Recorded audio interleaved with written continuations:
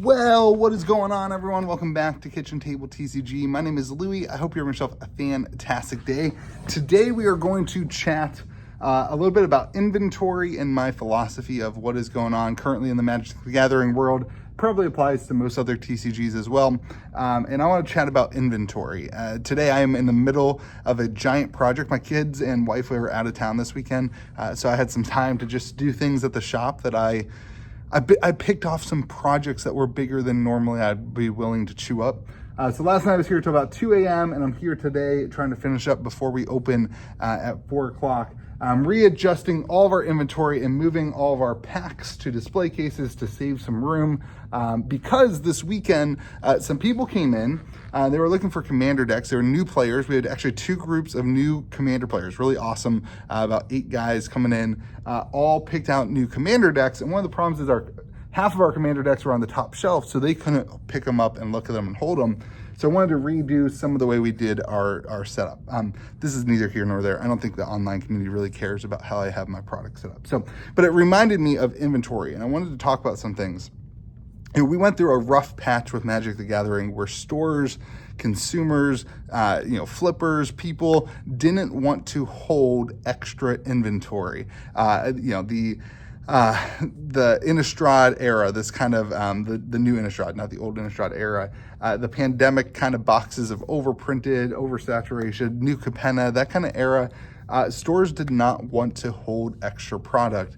And I get it, like the sets weren't good. It wasn't like Magic was weird then, but things have changed, and the sets that Magic is coming out with right now are really, really good. People are really excited.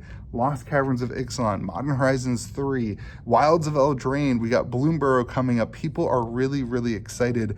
The Magic community itself is really excited. And then you have the Fallout, the Doctor Who, the Lord of the Rings, all of these new IPs coming into the game, which again, I was not a big fan of, you guys know that.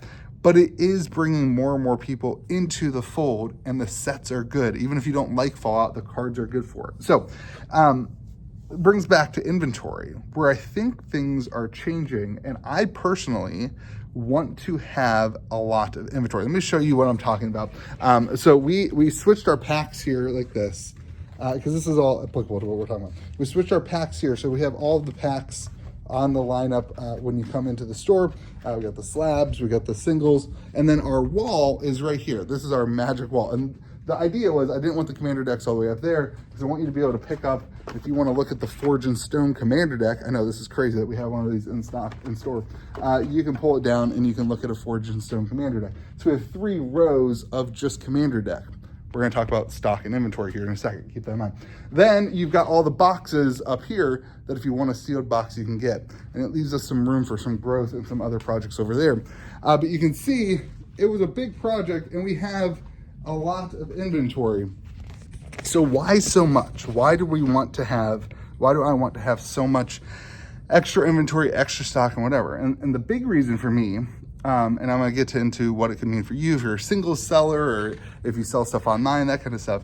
The big reason for me is that when somebody walks in the door and they have an idea of what they want and what they want to buy, it's terrible to me. I hate it when they leave the store and they didn't get exactly what they want.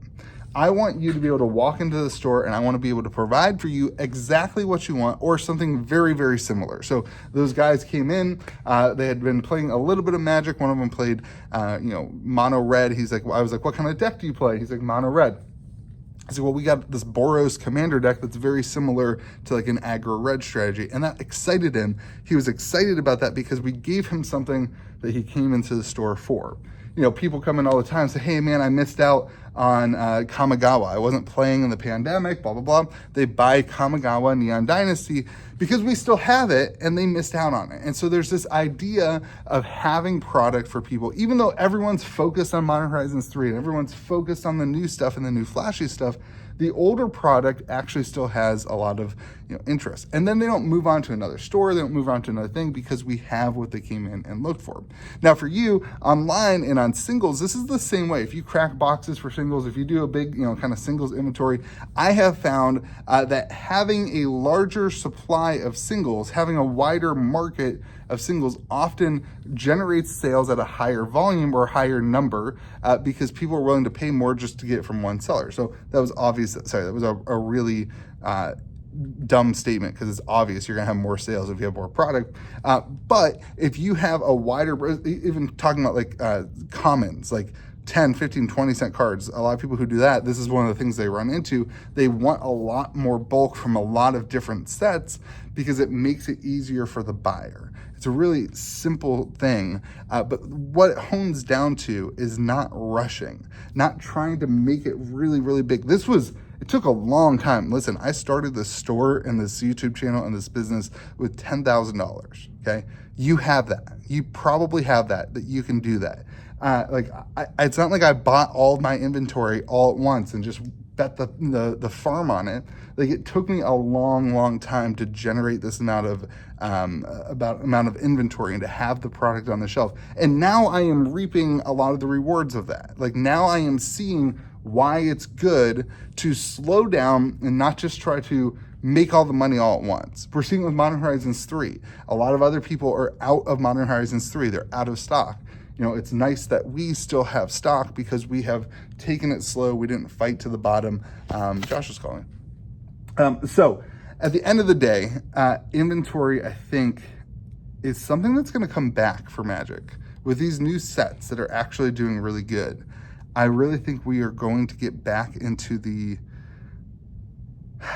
era and the time where stores are okay with having extra product on their shelves. It was a scary time for a little bit. For a little bit, it seemed like Magic couldn't put a set together that excited people, but we're not in that world anymore. These sets are good. Bloom Burrow people are excited about it. Modern Horizons 3, we did a Modern Horizons 1, 2, 3 draft the other day. People were stoked about it. People are and that's the type of stuff, if you commit to the thing, if you commit to inventory, if you commit to having product, you can do things like a Modern Horizons 1 and 2 and 3 draft that are new and exciting and interesting. I'm running into this a little bit with like One Piece, where like you can't get the product, so then people come in and we don't have it, so then they leave and they go elsewhere, they go online, or they stop playing.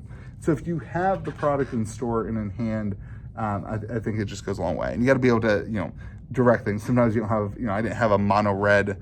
What was that? There was a Goblin Commander deck that was mono red, and I really wish that I had that here for him. But instead, you got to be able to pivot it and change it up and switch it out. So anyway, I think the world is changing back. But really remember to be slow and steady. Those of you I know a lot of people who watch the channel run single stores. There's a temptation, I've been there. There's a temptation to set your prices to low and to, get all that cash in and to, not, it's a little bit less risky, I guess.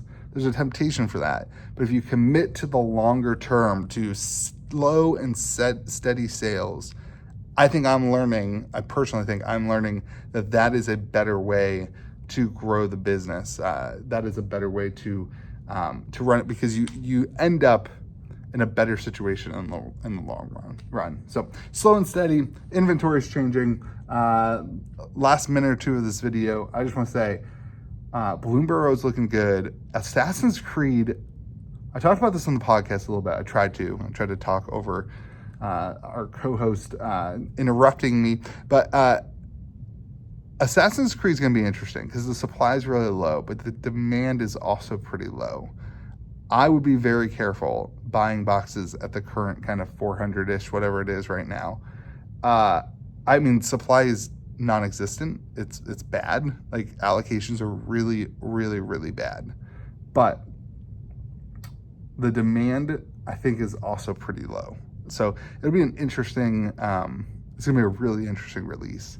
There's going to be a lot of canceled orders. There's going to be a lot of, upset people. But don't FOMO in too hard. It's not the same IP as Fallout. It's not the same thing as Fallout. The cards in Fallout, I think, were a lot better. That's just my opinion, is that Assassin's Creed doesn't have the legs that Fallout does. So don't compare it to Fallout in terms of what you think the price might get to. Anyway, those are my opinions. Hopefully you have yourself a fantastic day. Remember to be kind to the people around you. We'll see you again next video.